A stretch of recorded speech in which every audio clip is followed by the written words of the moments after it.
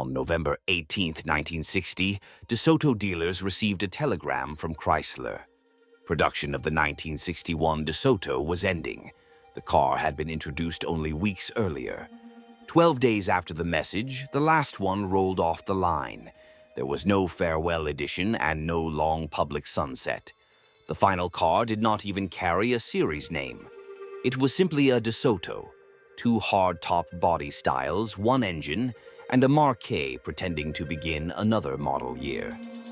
The myth says DeSoto was a permanent rung in Chrysler's ladder. Plymouth, Dodge, DeSoto, Chrysler, Imperial. A dependable middle step crowned in the 50s by the forward look. The truth is that DeSoto's place was unstable from the beginning. Walter Chrysler announced the new make in 1928. DeSoto was meant to occupy the low-middle market above Plymouth and below Dodge. But before DeSoto's official launch, Chrysler acquired Dodge Brothers. The new division entered a company that already owned its nearest rival. That overlap was not a late mistake. It was built into the family. In 1933, Chrysler reversed the positions of Dodge and DeSoto, moving DeSoto upward until it sat directly below Chrysler. The supposedly permanent ladder had already been rearranged. At first, none of this looked fatal. DeSoto's debut was extraordinary. About 81,000 cars were produced for 1929, a first model year record that stood for more than 3 decades. Buyers had given the new badge a reason to exist. The brand built a real history after that. The streamlined airflow, concealed headlamps in 1942, sturdy post-war family cars, and the Fire Dome V8. DeSoto was not a failed experiment waiting 30 years to be cancelled. For generations of owners, it was simply their car. That loyalty matters because it explains the confidence behind the myth. A DeSoto buyer was not choosing an orphan. The badge had dealers, engineering, advertising, and a familiar place near the top of Chrysler's range. It looked permanent because permanence had lasted for decades. Then Virgil Exner made Chrysler stylish. The 1955 forward look lowered the roof, lengthened the body, and replaced the corporation's upright caution with motion. DeSoto suddenly looked less like a sensible middle car and more like tomorrow arriving in chrome. This was not DeSoto's private revolution. Exner's work transformed the whole corporation. Plymouth, Dodge, DeSoto, Chrysler, and Imperial all moved forward together. The same family resemblance that made the lineup modern would also make its price boundaries easier to cross. DeSoto pushed upward with the Adventurer, its glamorous performance flagship, and an internal answer to Chrysler's 300. It had real power and real prestige. But every step upward brought DeSoto closer to the Chrysler sitting above it.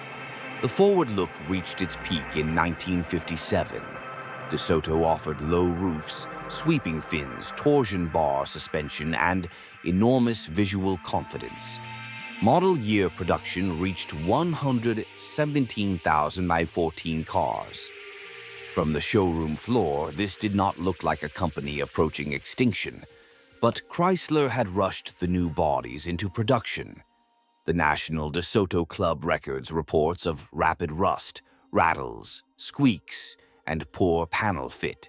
The engineering underneath could be strong, while the finished car still told an owner that quality control had slipped. The new fire sweep created another problem. It used the shorter Dodge chassis and became DeSoto's lower-priced success. It sold well, but it also met Dodge inside the same corporate showroom. DeSoto was now competing downward as well as upward. Dodge could be ordered richer. Chrysler could be bought cheaper.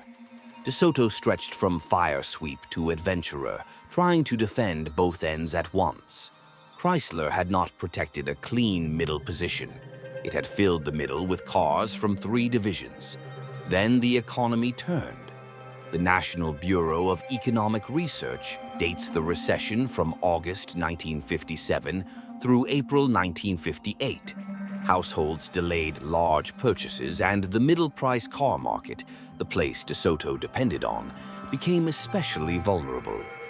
DeSoto production fell from 117,514 for 1957 to 49,445 for 1958.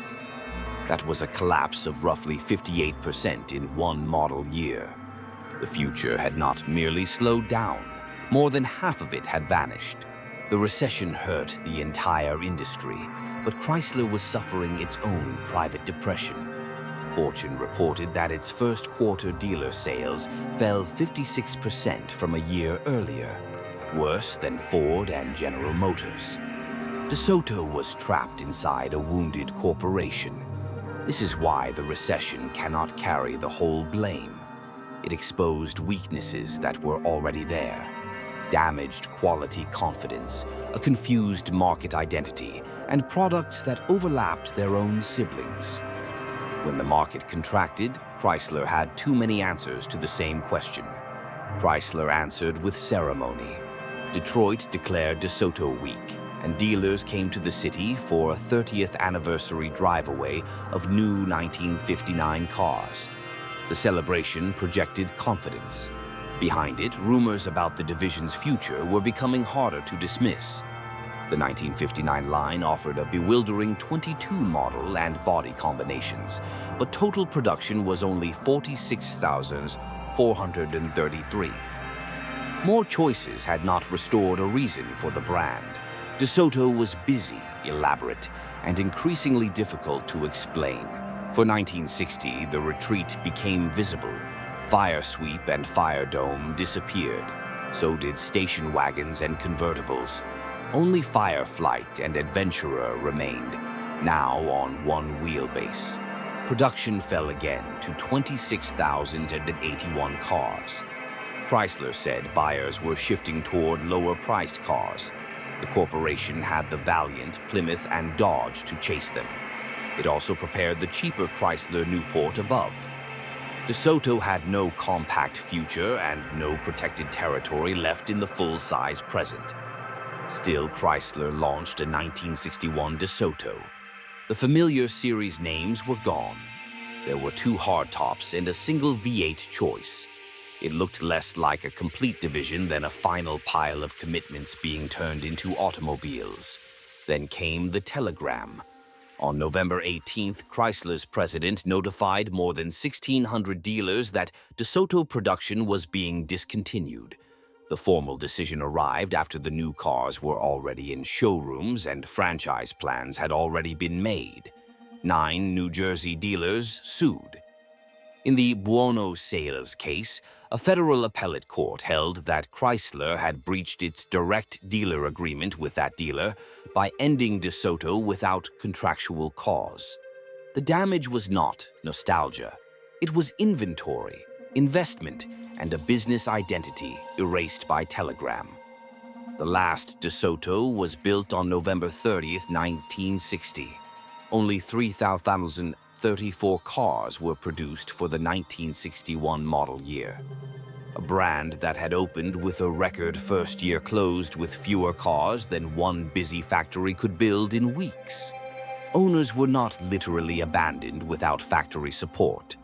Chrysler's Dodge division later directed DeSoto owners to Dodge dealers for factory-approved service, and some owners received discounts on other Chrysler products. But service continuity could not preserve the badge, its resale confidence, or the promise buyers thought they had purchased. That is the truth behind DeSoto. Its beautiful, ambitious cars were real, and so was the loyalty they inspired. But Chrysler had already let Dodge climb, Chrysler descend, and DeSoto lose its borders. The forward-look car was real. The permanent place in the ladder was the myth. In the end, Chrysler did not lose DeSoto. It chose which sibling would survive. If these stories are worth your time, subscribe. There's always another catastrophe.